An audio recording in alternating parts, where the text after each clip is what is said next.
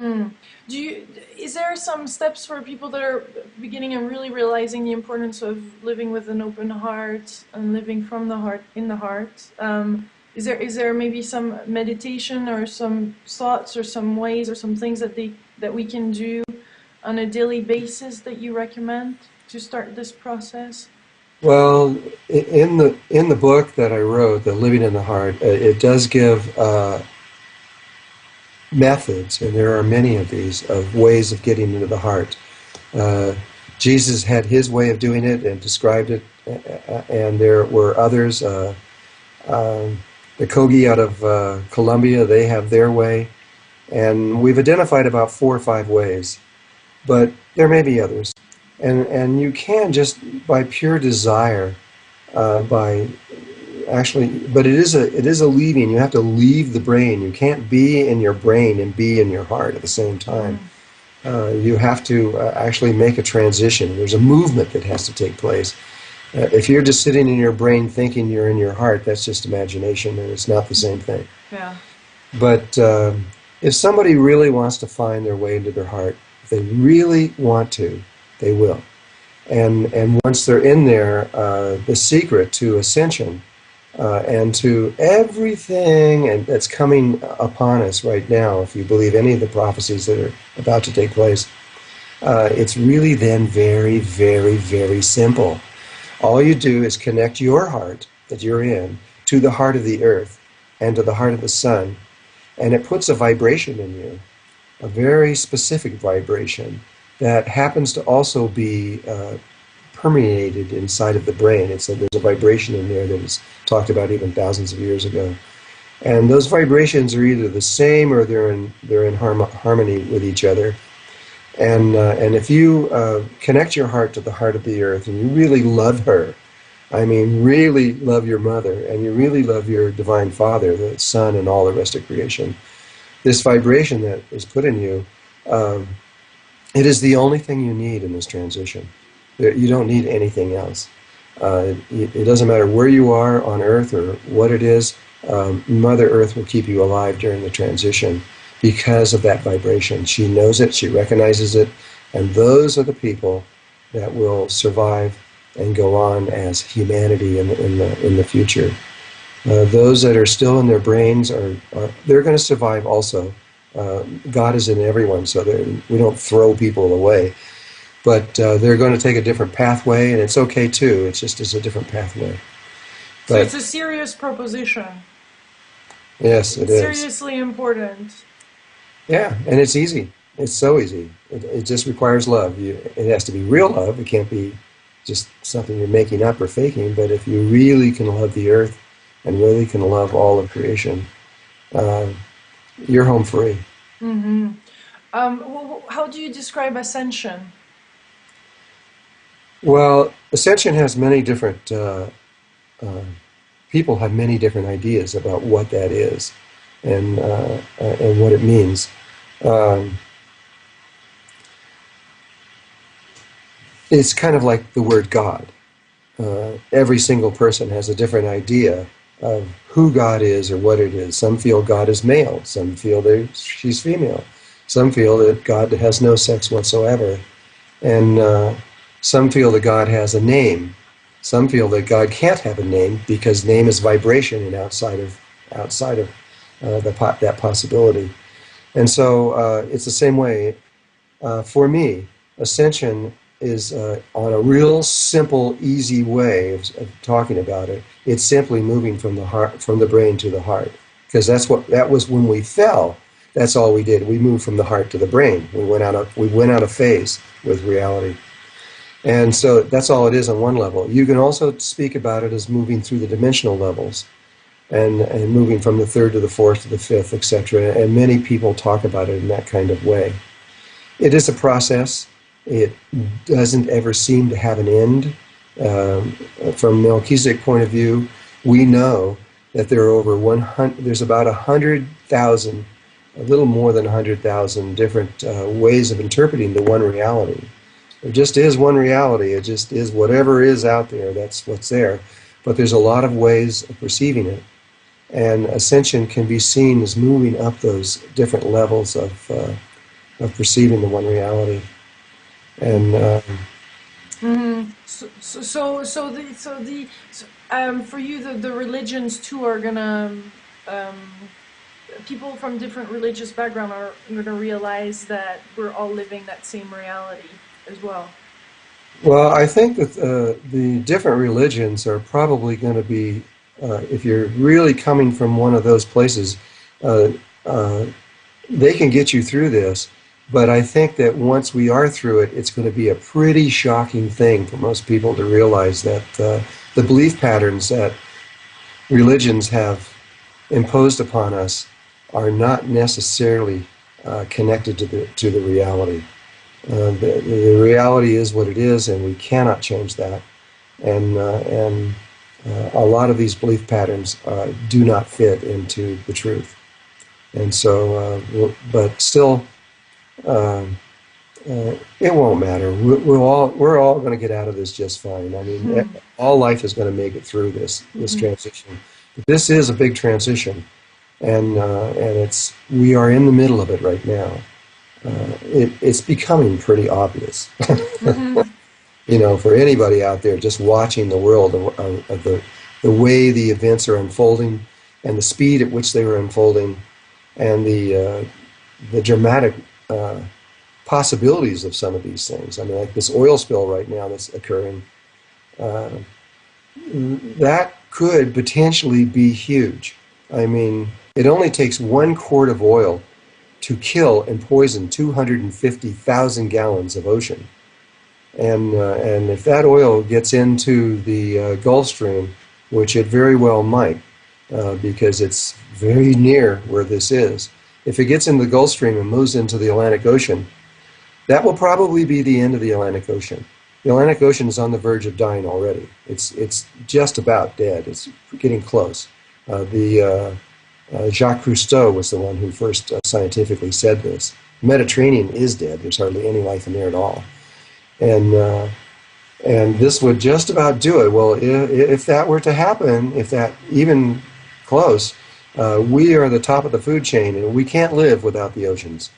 It would be the beginning of the end. And so, but there are a lot of things going on in our worlds right now. Environmentally, there's over 70 different scenarios, and we're not even aware of most of these scenarios. They don't talk about them. Hmm. But if any of them were to break down, our planet would begin to dissolve very quickly. And uh, we are at a time when we are kind of forced into thinking Yeah. beyond where we are right now. We have to, and as the systems begin to break down more and more and more, I think it's going to. Spirituality is probably going to be the most important subject on Earth because it is the only thing we can do right now. If this continues, it might not. Things might get better. Let's hope they do. But at this moment, they are moving in a way that something is going to have to happen. Yeah, and probably some amazing talent and creativity and concepts are gonna emerge out of this, like magical probably. I mean, some things that we can't even probably see right now. Well, yeah, I think so. I would love to talk about some of the stuff that we know is happening, but I can't go into this stuff right now. Our government is actually uh, uh, wanting to know more about this themselves. But this is a much bigger world than we know. There is more life here than we even imagine, and or even and science is just beginning to find out about it. Just since 2009, that they begin to become aware that there is far more life forms on this earth than they ever knew, and uh, we have beings that are here on Earth as well as people that are off of Earth that really do care about us and really love us. And it's not like the Greys and the reptiles where they're trying to kill us and do all these weird things to us. Yeah, that's true, but those guys are always doing this every single time. Most of life really does love us, and when it really comes down to it, and when we really need them, we're going to find that they're there for us. Like angels? Angels are one level. That level, oh, they've always been with us. They love us. We people don't know this, but I'll say it anyway.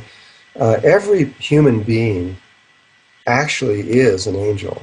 They have a part of themselves, a part of their consciousness that is a part that cannot be separated from who we are, that lives on those levels, that is an angel. In fact, we have two. In order to come from a from a unity consciousness where there is not polarity into a world where there is polarity, you have to divide your spirit into two. Mm-hmm. And one male and one female, you split it into those two things. Everybody's done this. They don't know they have another counterpart running around on the earth. You know, people call it soulmates, call it all kinds of things, but it's just you. And you also have two aspects of angels that are on another level, and they're watching like crazy what's going on with you because they love you and they want to make sure that you get through this and you're okay.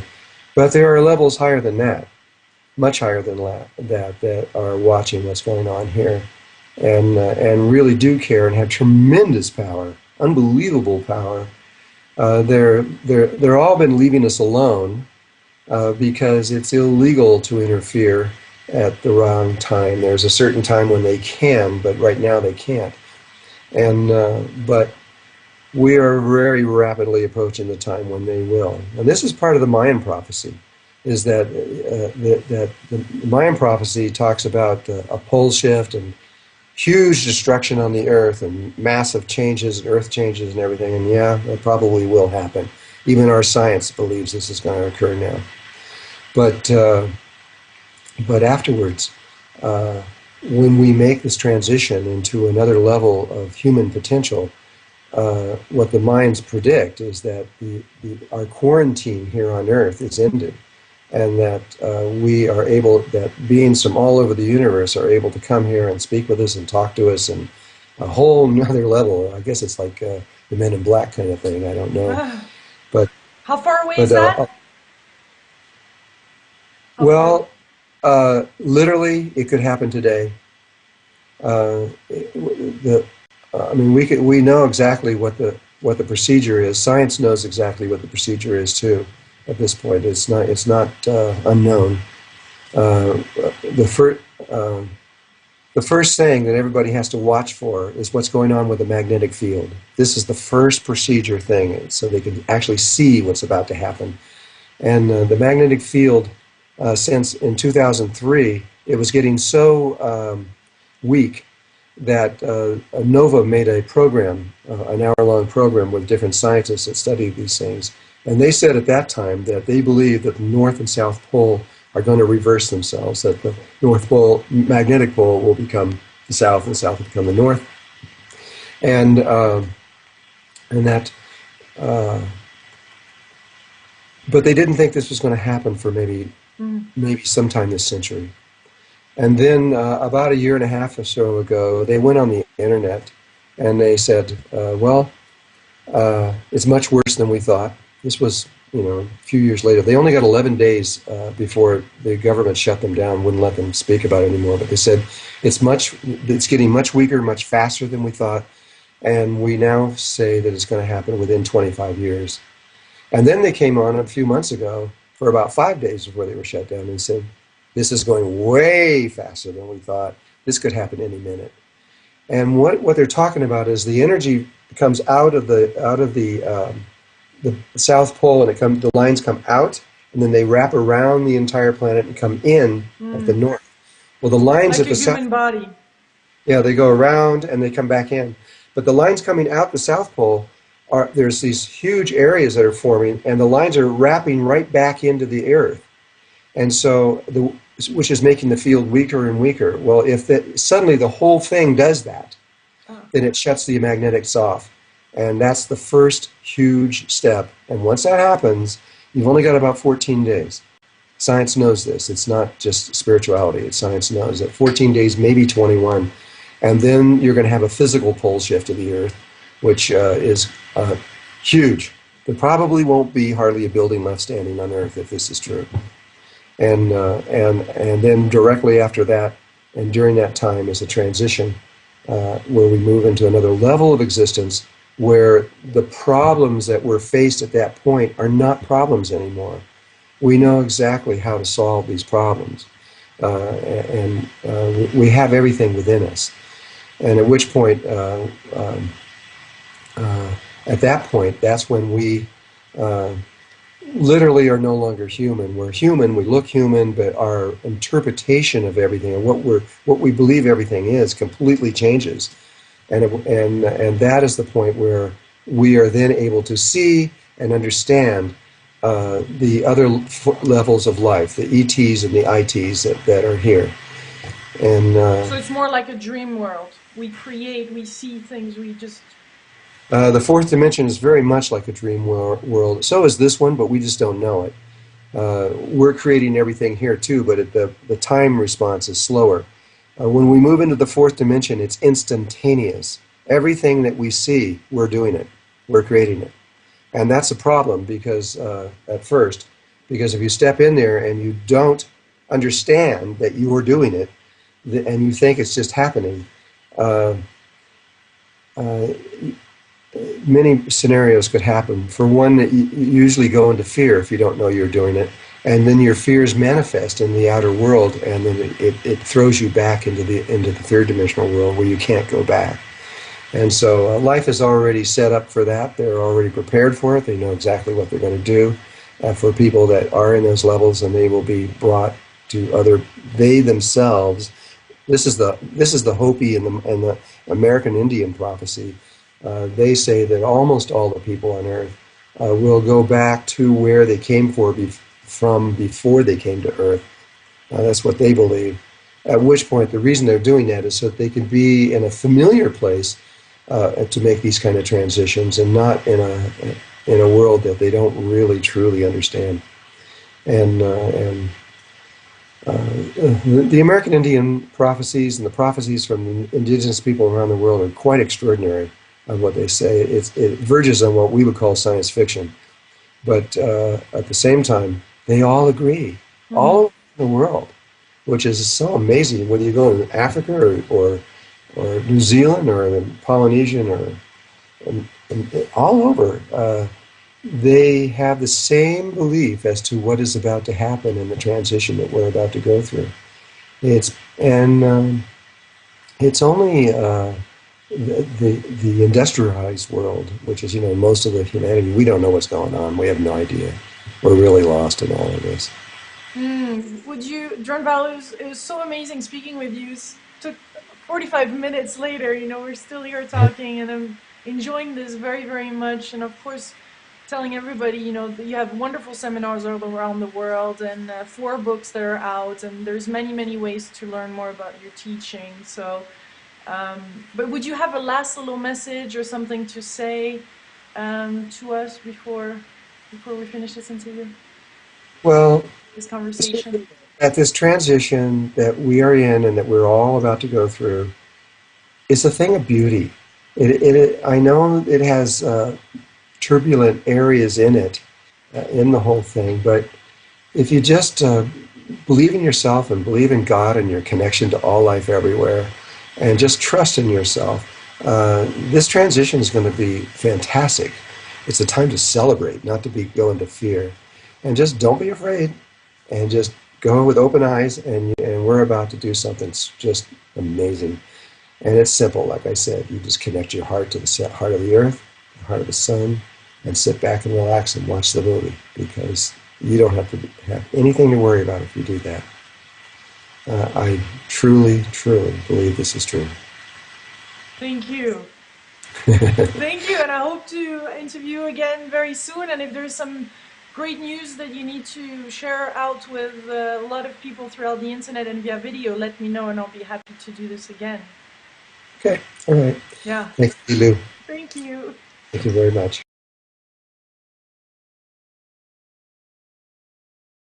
The Kogi out of Colombia, they have their way, and we've identified about 4 or 5 ways, but there may be others. And you can just, by pure desire, by actually, but it is a leaving. You have to leave the brain. You can't be in your brain and be in your heart at the same time. Mm. You have to actually make a transition. There's a movement that has to take place. If you're just sitting in your brain thinking you're in your heart, that's just imagination, and it's not the same thing. Yeah. But if somebody really wants to find their way into their heart, if they really want to, they will. And those that are still in their brains they're going to survive also. God is in everyone, so we don't throw people away. But they're going to take a different pathway, and it's okay too. It's a different pathway. So But it's a serious proposition. yes, it It's is. seriously important. Yeah, and it's easy. It's so easy. It just requires love. It has to be real love. It can't be just something you're making up or faking. But if you really can love the earth and really can love all of creation, you're home free. Mm-hmm. How do you describe ascension? Well, with each other. And if you connect your heart to the heart of the earth and you really love her, I mean, really love your mother, and you really love your divine father, the sun, and all the rest of creation, this vibration that is put in you, it is the only thing you need in this transition. You don't need anything else. It doesn't matter where you are on earth or what it is, Mother Earth will keep you alive during the transition because of that vibration. She knows it, she recognizes it, and those are the people that will survive and go on as humanity in the future. Mm. Is there some steps for people that are beginning and really realizing the importance of living with an open heart and living from the heart in the heart? Is there maybe some meditation or some thoughts or some ways or some things that we can do on a daily basis that you recommend to start this process? Well, in the book that I wrote, The Living in the Heart, it does give methods, and there are many of these, of ways of getting into the heart. Jesus had his way of doing it and described it, and there were others. And once they're in there, the secret to ascension and to everything that's coming upon us right now, if you believe any of the prophecies that are about to take place, it's really then very, very, very simple. All you do is connect your heart that you're in to the heart of the earth and to the heart of the sun, and it puts a vibration in you, a very specific vibration that happens to also be permeated inside of the brain. There's a vibration in there that was talked about even thousands of years ago. And those vibrations are either the same or they're in harmony